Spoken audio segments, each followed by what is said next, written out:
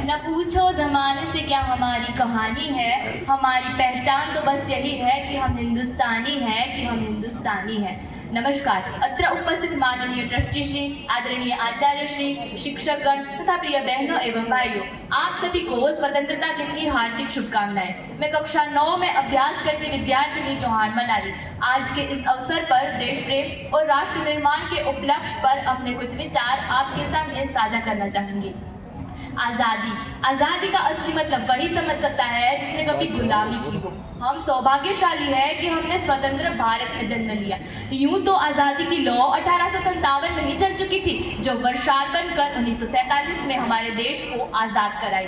प्राचीन, मध्यकालीन और वर्तमान भारत के उदाहरणों से स्पष्ट करना चाहूंगी कि जब हम फिरंगियों के फेरे में फंस गए थे तो रंग दे बसंती जोला की एक आवाज पर टोलों के टोले उमड़ आते थे और उनके वंदे मातरम के नारों से खून में आने वाला 5-5 डिग्री का तूफान अंग्रेज शासकों की जड़ों में तूफान ला देता था।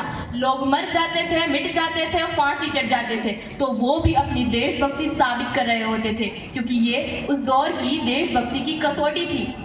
उसके बाद 65, 65 और 71 के युद्धों में अपना सुहाग गवा देने वाली औरत जब घर के हालात ये हो जाया करते थे कि प्यार भी भरपूर गया, मांग का सिंदूर गया, नन्हे नौनिहालों की लंगूटियां चली गई, छोटी छोटी बेटियों की चोटियां चली गई, बाप की कमाई गई, भाई की पढ़ाई गई, ऐसा एक विस्फोट हुआ कि पता ही चला नहीं, पूरे जिस्म की ही कई बोटियां चली गई। और आपके लिए तो एक आदमी मरा है साहब, आपके लिए तो एक आदमी मरा है साहब, किंतु मेरे घर की तो रोटियां चली गई, मेरे घर की तो रोटियां चली गई वाले हालात पैदा हो जाने के बावजूद भी जब एक माँ अपने बेटे को सड़क पर दुश्मनों की धज्जियां उड़ाने के लिए भेज देती थी और उसे पत्र लिखाकर यह भेजा करती थी कि अम्मा ने खत लिखा है बड़े ही चाव से, पुत्र मेरे ना घबरा जाना, एक इंच भी पीछे ना हटना, चाहे ईंच ईंच कट जाना, चाहे ईंच ईंच कट जाना।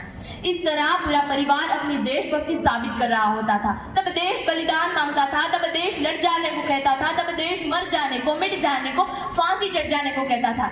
लेकिन आज देश लड़ जाने को नहीं कहता, आज देश मर जाने को, मिट जाने को, फांसी चढ़ जाने को नहीं कहता, बल्कि मेरे विचारों में यदि कोई व्यक्ति अपना काम पूरी ईमानदारी, पूरी मेहनत और पूरी लगन से करे ना, तो वही सबसे बड़ा देशभक्त है। मैं नहीं मानती कि फेसबुक और व्हाट्सएप की डीपी को 3 रंग में रखना ही देशभक्ति है। और यदि आप कहेंगे कि साल में 2 बार हाथ में तिरंगा ले लेना देशभक्ति है, तो मैं पूछना चाहूंगी कि फुटपाथ में रहने वाला वो बच्चा ट्रैफिक की छांव में नंगी पांव में जब हाथ में तिरंगा लेकर के बैठ रहा होता है, तो क्या उससे आप उसकी देशभक्ति कहेंगे? ये उसकी देशभक्ति नहीं, उसके पेट के भूख की शक्ति है जो उसे ऐसा करने पर मजबूर करती है। क्योंकि ना मस्जिद को जानते हैं, ना शिवालयों को जानते हैं, ना मस्जिद को जानते हैं, ना शिवालयों को जानते हैं। जो पेट के भूखे होते हैं ना, वो सिर्फ भोजन के निवालों को जानते हैं, वो सिर्फ भोजन के निवालों को जानते हैं। अपने परिवार, अपने समाज और अपने देश के प्रति समर्पण का भाव है देशभक्ति। और हर देशद्रोही के जीवन में आने वाला तूफान है हमारी सच्ची देशभक्ति, ताकि हर देशद्रोही ये समझ सके कि अगर तू परिंदा है तो ये आसमान तेरा है, अगर तू परिंदा है तो ये आसमान तेरा है, अगर तू दरिंदा है तो ये शमशान तेरा है। भाईचारे से रहना है तो रह इस जमीन पर, वरना ये कब्र भी तेरी है और ये कब्रिस्तान भी तेरा है और ये कब्रिस्तान भी तेरा है। लेकिन एक देशद्रोही से ज्यादा देशभक्ति तब बाहर होती है जब एक बेटा अपने बूढ़े माँ बाप को वृद्धाश्रम की चौखट पर छोड़ आता है। करा उठती है वो देशभक्ति जब मुसीबत में फंसे लोगों की जान बचाने से ज्यादा हम सेल्फी ले लेकर अपने लाइक बढ़ाने में लगे रहते हैं। हम ना एक ऐसे समाज में जीते हैं जहाँ पत्थर की मूरत को लगते हैं 56 भोग और भूखे प्यासे तड़पते सो जाते हैं लोग, भूखे प्यासे तड़पते सो जाते हैं लोग। मजदूर को मजदूर समझिए, मजबूर नहीं।